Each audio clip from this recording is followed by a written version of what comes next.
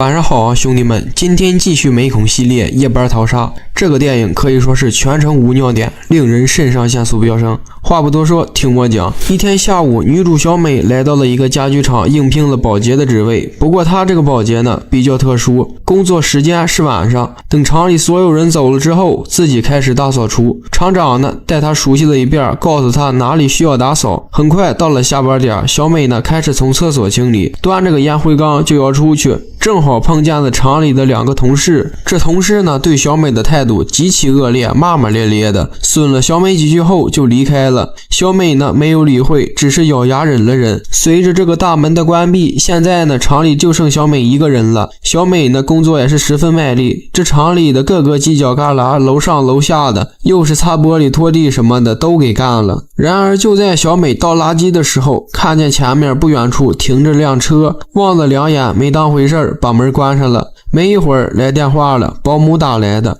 这保姆说啊，这个小美的女儿呢哇哇哭呢，想妈妈了。小美呢就说告诉她，她妈在上班呢，下班就回去了。保姆就说实在不行，我告诉孩子他爹吧，让他过来陪他。小美就说不用，你什么都别说。挂了电话之后呢，小美在上厕所的时候听到了外面传来敲门声，过去一看是个送快递的。小美就跟这快递小哥说啊，你放门口吧，完事我忙完过来拿。快递小哥就说不行，放门口再让人偷了。一开门，小哥问了问小美是一个人在这儿吗？之后就把快递放小美手里，着急忙慌的就走了。小美把快递放在了桌子上，之后又投入到工作当中了。可没一会儿又听到了开门的声音，小美急忙的走了过去，一看呢，这个门在摇摇晃晃的，小美也没当回事，以为是风吹的，便直接关上了。可是诡异的事情还在不断发生。小美呢又听见开门声了，走过去一看，二楼的门刚好关上，下楼的时候又看见一楼的门又关上了。小美呢下了楼，四处逛了逛，也没人，难免就有点怀疑是不是快递小哥搞的鬼。等把这个快递这么一拆开啊，懵逼了。随着口哨声的响起，四个头戴面具的壮汉分别在不同位置出现了。完了，他们是来杀小美的。慌乱之中，小美掏出了劫测器，砸向了第一个奔向小美在前的面具男，然后转身就跑。四个面具男咱们就不取名了，直接叫他面具男吧。这四个人呢也是紧追不舍，小美也是1分钟不敢休息，两个面具男在后边追，另外两个绕后了。好在小美反应快，身手敏捷，躲过了一刀。小美呢应该是练过，爬上这货架翻了过去，与这几个人甩开了距离，拉上了卷帘门，卡上了个东西。但是这个东西肯定是不管用啊，毕竟四个壮汉，轻轻一推就拉开了。好在小美急中生智，把小车呢往前推了一下，吸引了他们的注意力，自己则是躲在了一个木桶里。等几个人走远后，小美又爬了出来，跑的时候碰见了两个面具男，不过这两个呢有点瞎，或者是因为戴着面具呢余光看不到。不过小美刚跑到门那边的时候，发现门已经被锁死了，而且又被路过的面具男看到了。之后小美就拼命跑，这次有点急，卷帘门呢拉了一个小口，在进去的时候丢了只鞋，腿上还被划了个口子。眼见这双大手死死的拉着自己不放，小美干脆一锥子下去才松了手，自己呢则是爬上了货架。但糟糕的是手机掉地上了，那不完了吗？本身就被追着，没机会报警，这下好了，彻底没机会了。气急败坏的面具男直接将小美的手机给砸了，并且将旁边的电话线也给剪了。随后几人就开始四处寻找小美。小美这腿上的口子呢也是挺深的，简单的包扎好之后呢，其中面具男来到了这个货架上，在这个货架上望的时候，正好踩到了小美的手，也不算踩到吧，他这个鞋不是那种平底儿的，再加上鞋码大，小美手小，鞋子正好遮住了小美的手。面具男离开之后呢，小美从货架上掉了下来。这时候一个面具男呼唤同伴过来，让其剪掉所有电话线。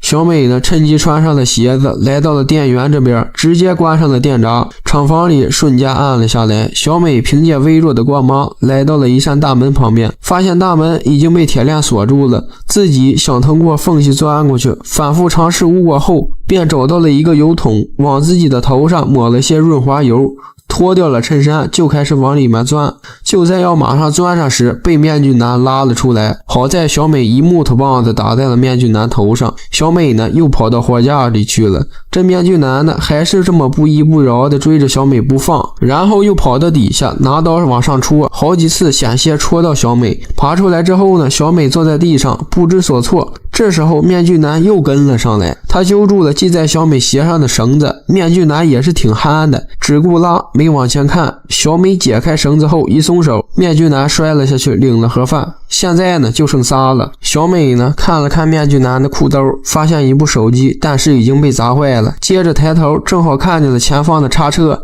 心里便产生了一个想法，小乔将面具男的尸体放在叉车上，启动叉车，以此来吸引其他面具男的注意，不料这个计谋还是被识破了，小美呢也因为大腿上的伤口滴血而被发现了，三人开始分头寻找小美，小美着急忙慌地躲进了厕所，不料被其中一个面具男发现了，小美呢用脚顶住了门，结果自己的脚又被面具男抓住了，只好拿马桶的皮揣子来防身，不过这个面具男呢属实有点呆头呆脑的，把那把弄断之后跟没头苍蝇似的，正好撞在了断了那半段的皮揣子上，直穿胸口，小美呢也是鼓足了劲儿往前推，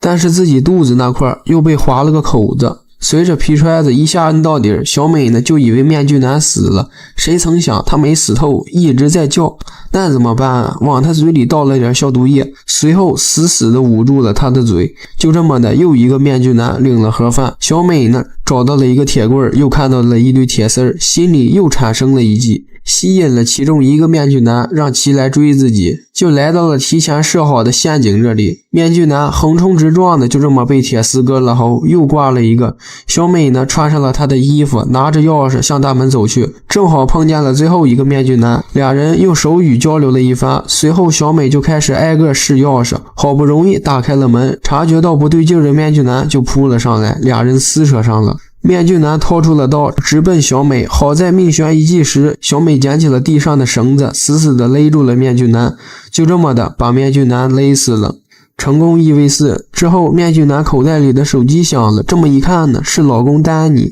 小美再扒开面具男衣服一看，懵逼了，正是自己的同事。现在呢小美也明白了，这一切都是老公搞的鬼，丹尼呢有这个家暴倾向，小美就带孩子远离了他，不料小美上班地方的同事正好是丹尼的朋友，因此为了剥夺孩子的抚养权，丹尼就派朋友来暗杀小美，现在呢小美是1v4成功了，不料还有一个没解决，这丹尼先是夹断了小美的2个手，这小美呢现在根本不是丹尼的对手，好在女儿及时出现了，吸引开了丹尼，小美躲在一旁看着女儿被关了起来，然后又心生一计，小美从厕所拿出了一瓶消毒液，同时启动了切割机来吸引丹尼，然后将这消毒液不知道和什么玩意儿混合在一起了，等丹尼过来的时候，小美就把门堵上了，过了一会儿，小美估摸着丹尼应该晕了，就拿了个榔头缠在了自己手上，等丹尼扑过来时，一榔头凿过去，自己先是什么也不管了，